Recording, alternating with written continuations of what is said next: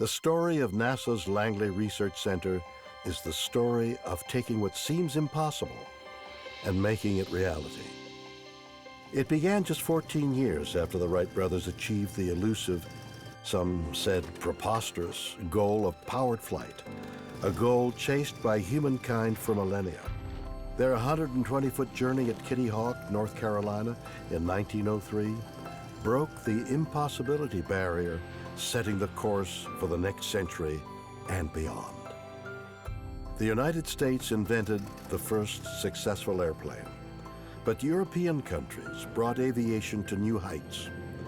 From the start, a number of European governments funded aeronautics research, which paid off when World War I broke out in 1914.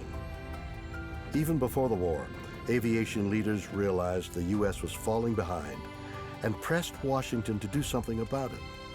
So in 1915, Congress authorized $5,000 to create the National Advisory Committee for Aeronautics, the NACA. This little seed, planted in the fertile farmland of Hampton, Virginia in 1917, grew to become NASA Langley, America's first civilian aeronautics research lab and NASA's first center. And it's been reaching for the impossible ever since.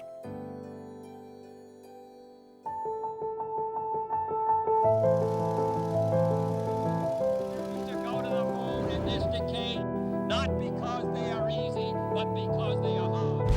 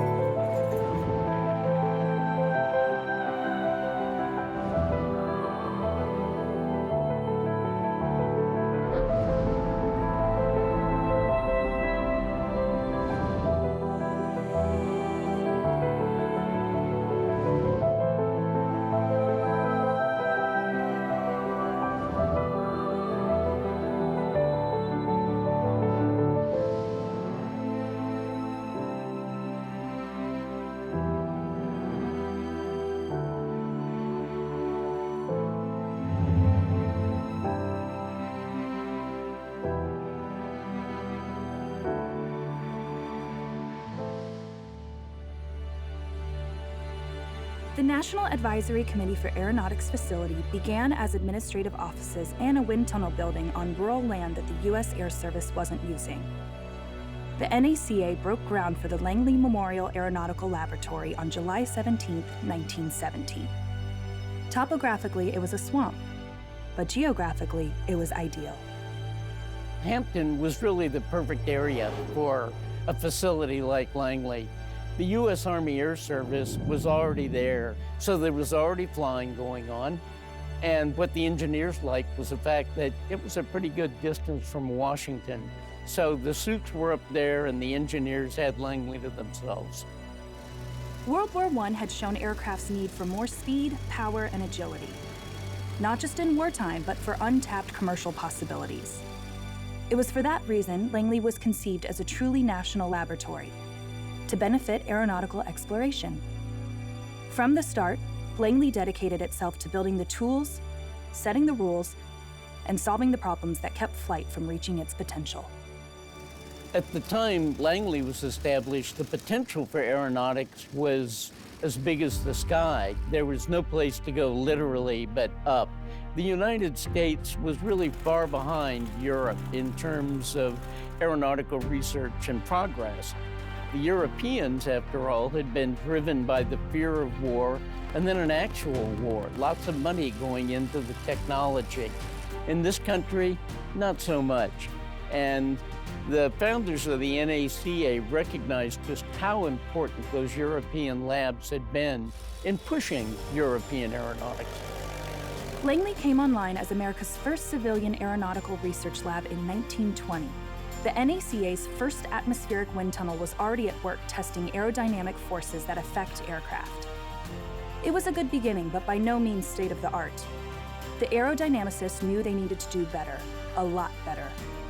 And they did. 2 years later, in 1922, they powered up a new device no one had ever seen before. The world's first pressurized wind tunnel, the Variable Density Tunnel. One of the things they did with it early on was to run a whole string of airfoil tests, just all kinds of airfoil shapes. And they published the data in kind of a catalog that was really of revolutionary importance for airplane designers. You could go to the NACA catalog, you could pick out an airfoil that had the characteristics you wanted, and there you go. These reports, still used by aircraft designers today, kicked off Langley's reputation as a preeminent research facility. The value of Langley's wind tunnels came early.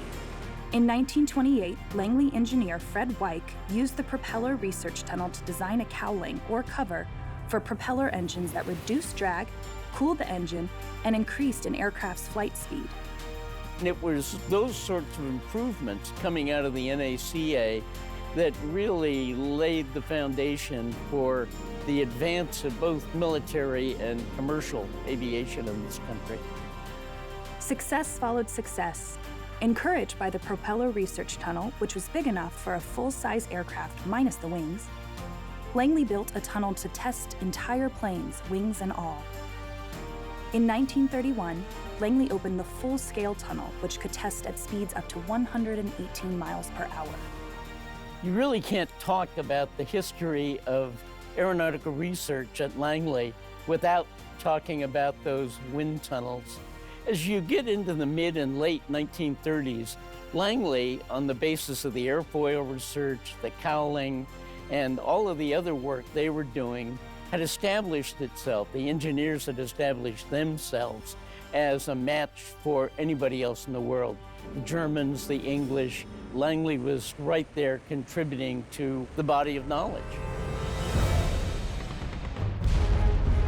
And when the winds of war began to blow, Langley's tunnels were ready to serve. Many believed we would never beat Germany's superior air power. And based on how things looked at the end of World War I, that would be a reasonable assumption. But a lot had changed in one generation. During the war, I think the lights never went out at Langley Research Center. The full-scale tunnel, I mean, you could put a full-scale fighter with a 40-foot wingspan in that tunnel and do really important tests with it. Those tests were possible in part because of women who filled critically important jobs in machine shops, laboratories, and offices, while men were at war. The Langley Research Center just played an incredibly important role during World War II, as it had in the years leading up to the war. After the war, the innovations kept coming to increase structural integrity, safety, and speed. But how fast could we go? Speed was, at that time, one of the things that aeronautics was all about, after all. And Langley, from the days of the NAC cowling and the other advancements, had certainly done its part to build speed. By the late 1930s and during the war, it became clear to engineers, though, that there was a real problem on the horizon. That problem was the sound barrier. During World War II, pilots noted that in steep dives, as aircraft approached the speed of sound, Mach 1, they would behave differently than at slower speeds. Langley's tunnels would again be needed to solve that problem, but first the tunnels themselves had to change. The 8-foot high-speed wind tunnel could handle speeds of up to 500 miles an hour. When you get air much faster than that flowing through a normal tunnel, it began to create all sorts of problems with the reaction of the air to the wall of the tunnel, and you weren't getting good data anymore. In the late 1940s, Langley's Ray Wright, with the support of Division Chief John Stack, experimented with ways to relieve these effects so that testing at transonic speeds could be done. They developed what they called the slotted throat wind tunnel. You'd always been able to test at supersonic speeds and, of course, at subsonic speeds, but it was in the transonic area where the tunnels had a problem until Langley engineers solved it. This was the dawn of the supersonic age. where research would push flight beyond the speed of sound. It was time to take some of the testing out of the tunnels. The U.S. Army Air Force teamed up with Langley and Bell Aircraft to develop an experimental rocket engine-powered aircraft, the X-1. One solution was to design an airplane to go out and gather the data, and that's what the X-1 was. On October 14, 1947, test pilot Chuck Yeager took the X-1 on its 50th flight and became the first person to break the sound barrier. Mach 1 was not only reachable, but thanks to Langley and others' research, just the beginning. The future was suddenly coming at us faster than sound, and Langley was up for the challenge of the new high-speed frontier. At the time the X-1 flew through the sound barrier, it meant a couple of things for Langley.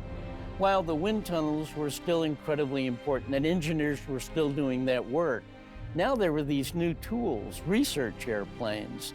And so subtly, the mission of the NACA and Langley began to change a little bit. One of the most brilliant innovations sprang from the mind of engineer Richard Whitcomb. It's called the area rule. The design concept provides for an indentation in the fuselage near the wing. This indentation reduces the drag at transonic speeds and thus allows the airplane to fly faster and farther without an increase in power. By the mid-50s, the supersonic age gave way to the hypersonic era and the race to achieve speed above Mach 5. Langley's researchers worked with the other NACA centers, the Navy, Army, Air Force, and North American Aviation, to design, build, and test the experimental hypersonic X-15. The world's first hypersonic research aircraft made its maiden voyage on June 8, 1959. Mach 5 is hypersonic. And of course, the most famous hypersonic manned vehicle was the X-15. And again, Langley's involved in helping to think about the aerodynamics of that vehicle and in testing it. I mean, it was an NACA, NASA program that really did bridge from the age of the air to the age of space. The sky was no longer the limit, and whether or not anyone realized it at the time, the space age had begun.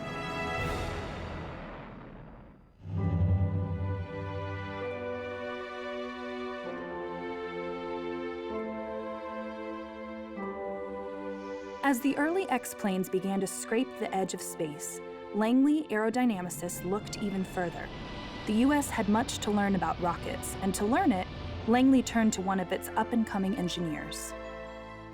Well, Robert Gilruth was an engineer, an aerodynamicist, who went to work at the Langley Memorial Aeronautical Laboratory just before World War II. At the end of World War II, he was instrumental in creating the Pilotless Aircraft Research Division. Now, during those early years, they were exploring the flight regime around transonics into supersonic and ultimately hypersonic flight. So it was very much a rocket development organization. The team's launching of test rockets from Wallops Island, a remote former Navy base on Virginia's eastern shore, was mostly pure research, until the day the mission changed. In October 1957, the Soviets launched the Sputnik spacecraft and stunned the world. The next July, President Eisenhower signed an act to create a space agency. On October 1, 1958, the 4 NACA research labs, including the newly named Langley Research Center, formed the nucleus of the National Aeronautics and Space Administration. NASA now included a human space program. Langley was its birthplace and became home to America's first astronauts, the Mercury 7. The Pilotless Aircraft Research Division is assigned responsibility as it is transitioned into something called the Space Task Group for Project Mercury, the first human spaceflight activity. So Langley becomes the centerpiece of the human spaceflight program for the United States. The astronauts are selected, they are unveiled, they are operating at Langley for the first period of the program. They work on the design and research necessary to build the Mercury capsule. Gilruth's group worked through a host of technical issues, like establishing ways to protect astronauts during re-entry and developing simulators to train humans how to work in space. It also created a global communication system to maintain contact with spacecraft. And to streamline operations, NASA's first flight director, Langley's Chris Kraft, applied the concept of something now synonymous with spaceflight: mission control. That was an idea that goes back to the World Wars, in which flight control is a centerpiece. You have to understand the logistics of movement and how things are going to be operating. All of that can be done from a room, if you will, with communication systems coming in and going out and data coming in and going out. And they modified those ideas from the military and created the modern mission control.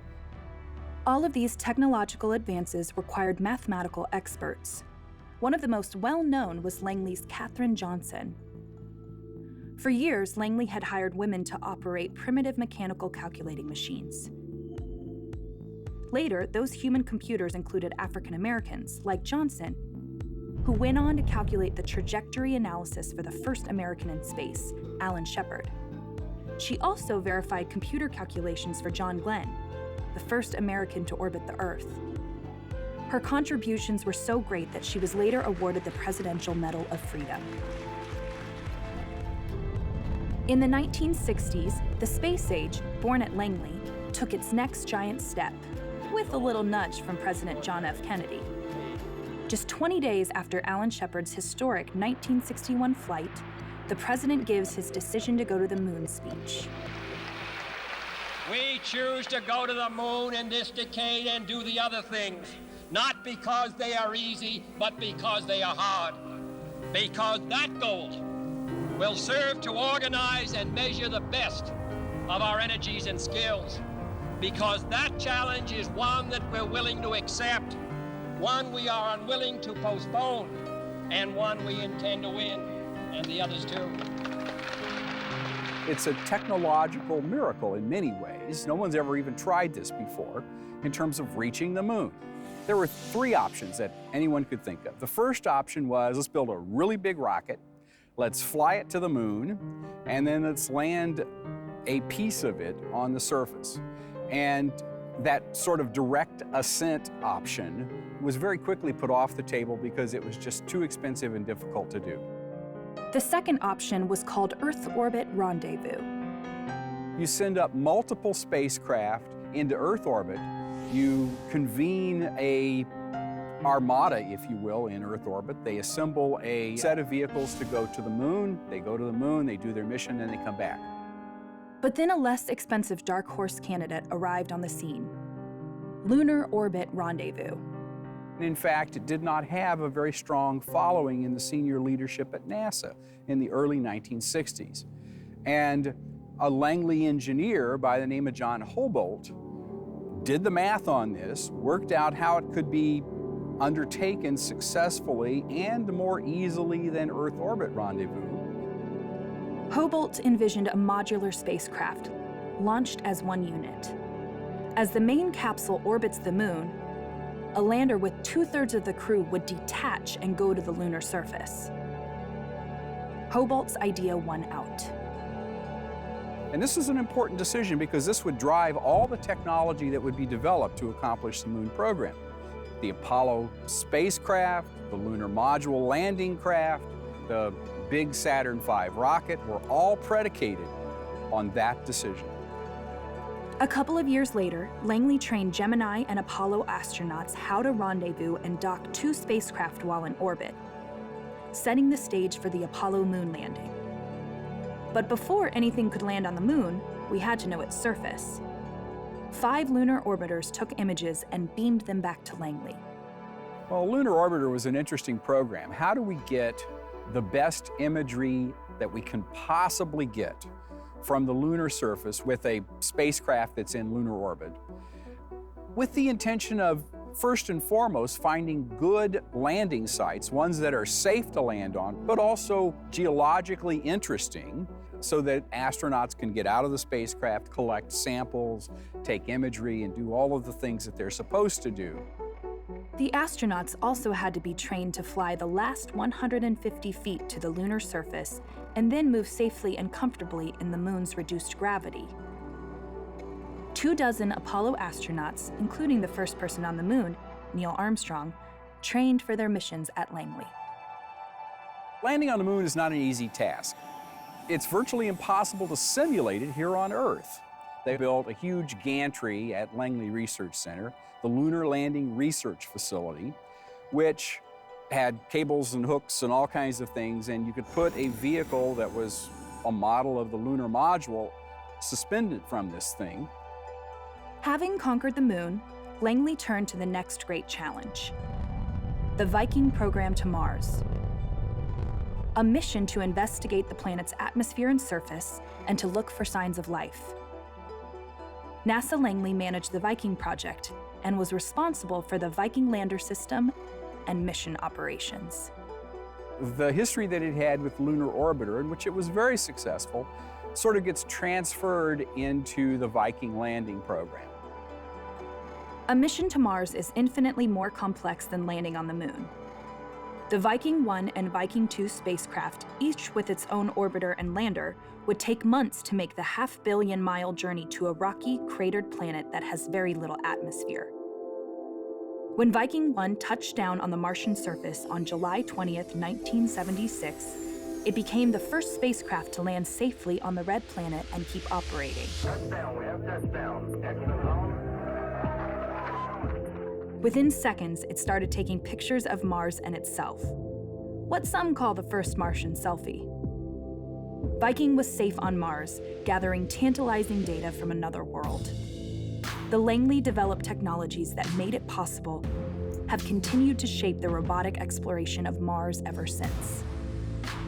It was a very significant coming of age for both NASA and Langley Research Center. Langley was assigned this task and did it beautifully. By the time Viking 1 blinked out in 1982, the world's first reusable spacecraft, the Space Shuttle Columbia, was starting its 5th mission. It launched on a rocket and returned to Earth like a glider.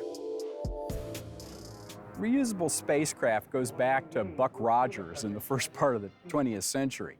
The cartoon strips, the movie serials, the feature films, they all use reusable spacecraft. Langley's researchers knew about reusable spacecraft from their work in hypersonic gliders and space planes. Beyond testing the preliminary shuttle designs and capturing tens of thousands of hours of wind tunnel data, Langley's engineers also conducted structures and materials tests, evaluated shuttle tire and braking systems, and improved its thermal protection system. From 1981 through 2011, NASA's 5 shuttles flew 135 missions. Its crew transported large cargo to low Earth orbit, launched, repaired, and recovered satellites, and helped build the International Space Station. With astronauts living and working in space since the year 2000, and commercial companies now conducting supply missions to the space station, NASA could focus on deep space travel. With the Red Planet again in our sights, Langley and other NASA centers are working on the Orion crew capsule and heavy lift rocket, the Space Launch System, or SLS. Mars is sort of the big enchilada of places we'd like to go. And I don't think there's anybody in the space community, and probably a whole lot of people outside the space community, who would like nothing more than to see astronauts set foot on the Red Planet.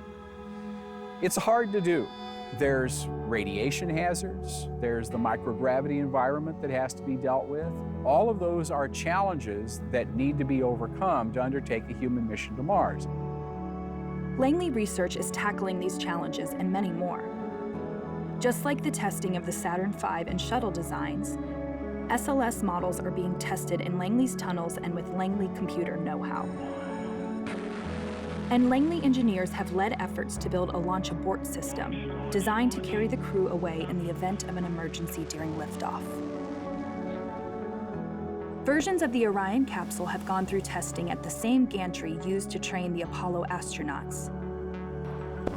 Splash tests of Orion mock-ups, outfitted with sensors, and some equipped with crash test dummies, will help us better understand what the spacecraft and astronauts may experience when returning home after deep space missions. One of the things that you have to do is come down in some sort of target area that is within the bounds of the ships that you've got at sea that are going to recover this vehicle. You do not want to leave the astronauts bobbing in the water for too long. Langley researchers are using all their tools to make sure everything is on track for our journey to Mars.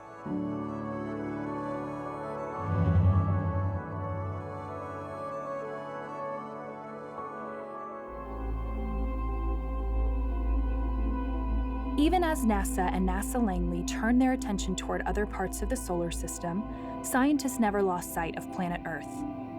Atmospheric science work at NASA Langley began in the early 1970s as an offshoot of its aeronautics research.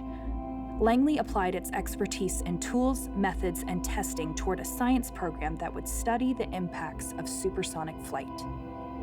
To understand changes in the atmosphere, scientists first need to measure it. At Langley, some of the earliest measurements started with the 1975 Apollo-Soyuz mission, when astronaut Deke Slayton operated the Stratospheric Aerosol Measurement, or SAM, sensor. Aerosols are suspended particles or liquid droplets in the atmosphere. Things like soot, dust, black carbon, pollen, those are all examples of aerosols. And though they're really small, they have a big or large uncertainty in the Earth's climate system. NASA Langley has been instrumental in studying aerosols and the processes related to them and understanding their role in the climate system. The SAM experiment marked the beginning of Langley's space-based studies of aerosols in Earth's atmosphere. Later, more Langley-developed instruments were sent into space.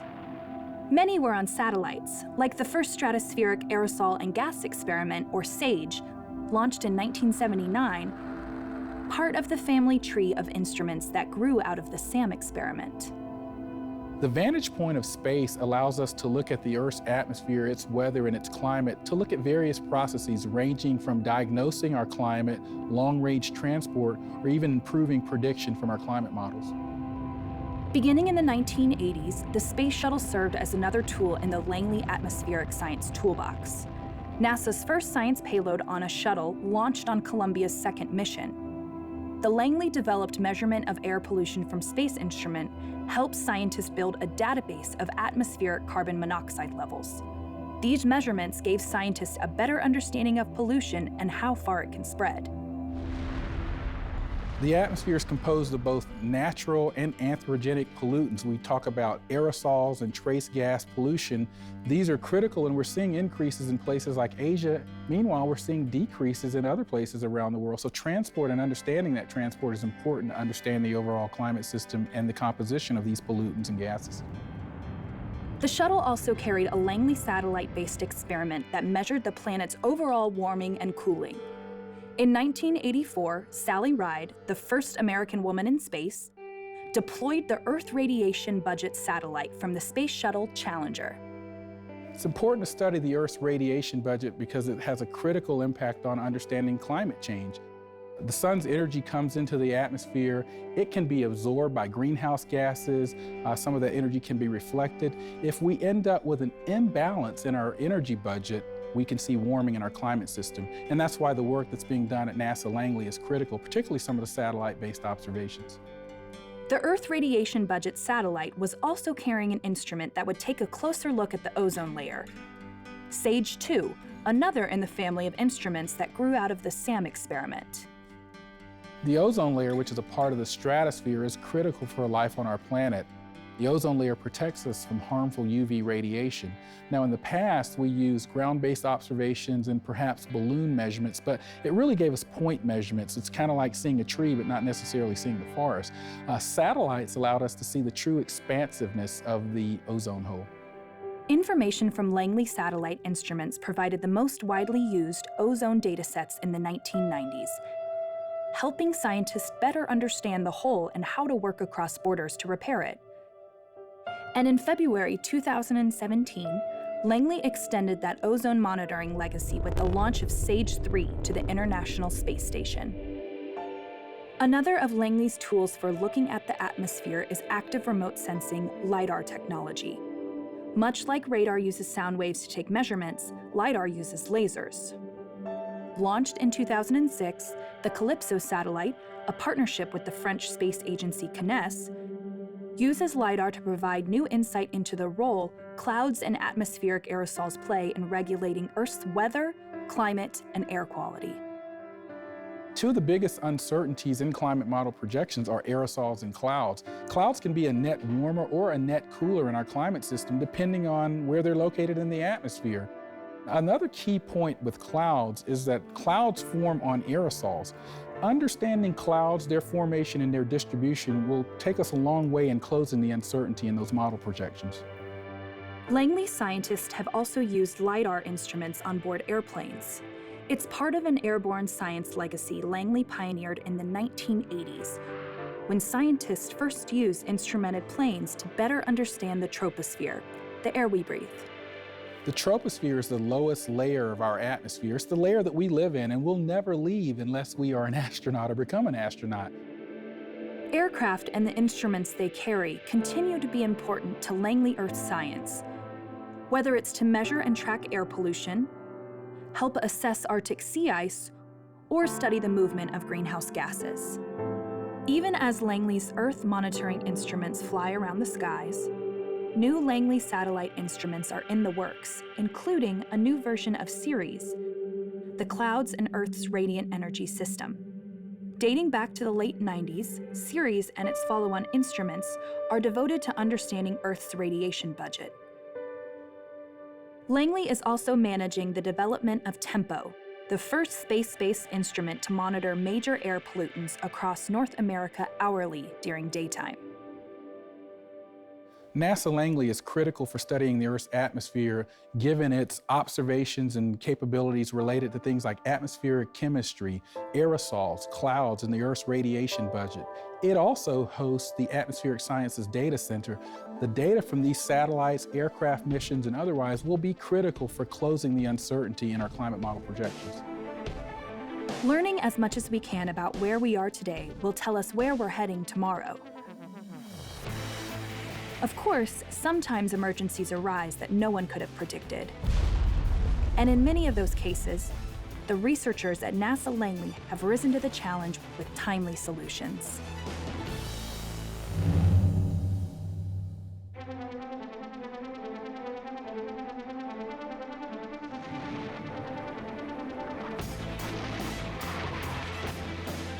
Wartime is the ultimate national emergency. And in World War II, Langley earned its wings once again. By methodically examining individual warplanes, engineers learned how to squeeze maximum aeronautic efficiency out of each one. It was called drag cleanup. The magic happened in the full-scale tunnel, starting with the Navy's Brewster Buffalo prototype fighter plane. This Brewster Buffalo is the classic example. They bring in a plane that's not working the way it's supposed to. It's not performing the way the engineers designed. It wasn't going to meet the basic contract requirements. The real achievement of the drag cleanup study was this invention of a new process for quickly evaluating the performance of a particular aircraft design.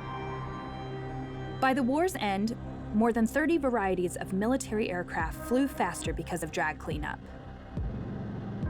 And you cannot overstate how important that was to the performance of these vehicles throughout the Second World War, and really helped give the Allies an edge in their air power.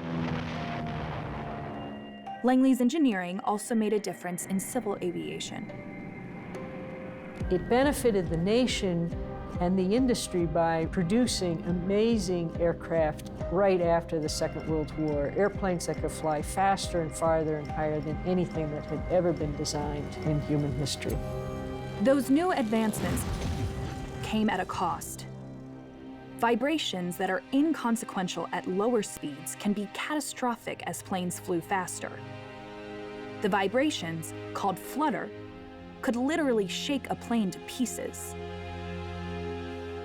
And then suddenly in 1959, an Electra fell out of the sky and another one fell out of the sky, and people lost their lives. And this was a profound crisis for the airline industry. The Federal Aviation Administration ordered tests to find solutions. Industry turned to NASA Langley and its new transonic dynamics tunnel, designed to study the effects of wind gusts and structural vibration on aircraft. It was a blockbuster test for that tunnel. But what they did in this work was discover the root of the problems. What caused this vibrations? What caused the flutter to occur? And more importantly, how to fix it. The Langley testing did more than prevent further accidents and save countless lives. It also set the pace for the aircraft industry. I think one of the really important contributions that Langley made in this particular moment was that it taught industry how to work together productively, how to identify a research problem, how to solve it, and more importantly, it set up a research agenda for decades to come. Langley's problem-solving expertise was called on again after the 1985 crash of a Delta airliner at Dallas-Fort Worth Airport that killed 136 people. It went down trying to land in a thunderstorm, doomed by a wind shear downdraft, the second such crash in 3 years. The FAA tapped NASA Langley to lead airborne wind shear and microburst detection research. A microburst is kind of a mini tornado, but in reverse. And wind shear is when those wind currents suddenly shift unexpectedly. Because of these sudden changes, it makes it extremely hazardous for pilots if they're at the point of a flight when they're trying to land the plane. This is when a number of accidents occurred. Langley developed a system to better understand and analyze these unusual weather conditions. Langley researchers come up with a numerical scale they call the F factor to help pilots understand the severity of wind shear. That number, this F factor, if you will, is incorporated into FAA regulations today. But it's a great example how one piece of research can have national impact. Because of NASA Langley research into sensors that warn pilots a microburst is ahead, wind shear accidents in the US have been virtually eliminated. But it's not just outside agencies that rely on NASA Langley's expertise. After Challenger exploded in 1986, Langley engineers tested the solid rocket boosters' failed O-rings. Other Langley researchers focused on the booster joints and came up with a whole new design. After Columbia was lost during re-entry in 2003, Langley wind tunnel and computer-based studies of shuttle aeroheating helped paint a picture of what happened. Langley then focused its technical strengths on shuttle's thermal protection system, what made it fail, how to inspect it, how to repair it in orbit, and determine when it was safe to fly, even with minor damage. So after the shuttle accidents, one in the mid-1980s, the other in the early 2000s, NASA Langley engineers worked together to find solutions to incredibly complicated technological problems. They even developed a camera that could inspect the shuttle while it's in orbit. But the most important contribution they made was helping the United States return to space. And during the shuttle's final missions, Langley researchers took images unlike those ever seen of the shuttle. Thermal snapshots at Mach 20 that may someday be used to create new spacecraft. Over the past century, NASA Langley has gained an outstanding reputation for its responsiveness to national emergencies. I think the reason it's been so effective is its people. They're resourceful, they're imaginative, they're creative, and above all else, they have the remarkable capacity to reinvent themselves. It's those qualities that make Langley such a national treasure, and it's what augurs well for the future.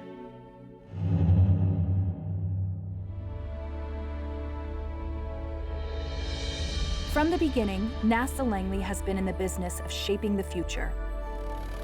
First, we conquered the air, then the sound barrier. After that, the moon. Next step, Mars and beyond. While we've celebrated successful Martian landings, starting with NASA Langley's Vikings in the 70s, and more recently, rovers like Spirit, Opportunity, and Curiosity, future missions will require larger craft, bigger payloads, and eventually human explorers. That will demand improved entry, descent, and landing, EDL technologies that must slow a Martian lander from 16,000 miles per hour for a safe and precise landing.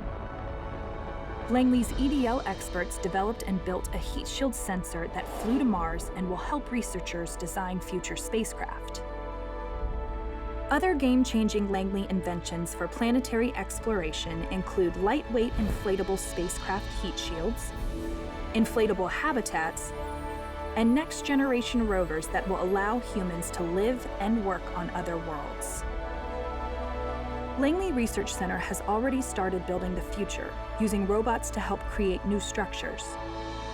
Langley chemists are also developing the next generation of materials, incredibly strong and lightweight, that could have wide-ranging uses in spaceships and everyday life. But Langley has not forgotten its aeronautic roots or its commitment to X-planes. Almost 70 years after Chuck Yeager broke the sound barrier, Langley is working with industry on a supersonic passenger jet that would transform the sonic boom into a neighborhood-friendly sonic thump. Today's and tomorrow's X-planes have progressed to numbers like 43, the fastest air-breathing aircraft. The X-48, a new aircraft concept designed to be greener and more fuel efficient. And the X-57, the first all-electric aircraft. All are being tested or developed at NASA Langley. On a smaller but perhaps even more ambitious scale, Langley engineers are looking at concepts like personal air vehicles and drones that require the development of intelligent autonomous systems that can allow machines to learn and act independently. Other Langley visionary research will explore new ways to better understand our home planet. Langley scientists are developing low-cost, small satellite technologies to observe the climate and air that we breathe. Sensors and instruments on spacecraft, aircraft, and on the ground, combined with computer modeling, will help us better predict and understand conditions here on Earth, and will continue to add to our long-term climate data records, so critical to understanding our planet. 100 years ago, NASA Langley rose from the farmlands of Hampton, Virginia, to become an aerospace research powerhouse. The trajectory of Langley's mission has carried it beyond the sound barrier, beyond our atmosphere, and even beyond the moon. All the while, NASA Langley's advances in materials and atmospheric science are improving life right here on Earth, expanding our knowledge and protecting the planet. Whether pushing the envelope of science and engineering or responding to national emergencies, the people at Langley are already hard at work shaping its next 100 years, transforming science fiction into reality.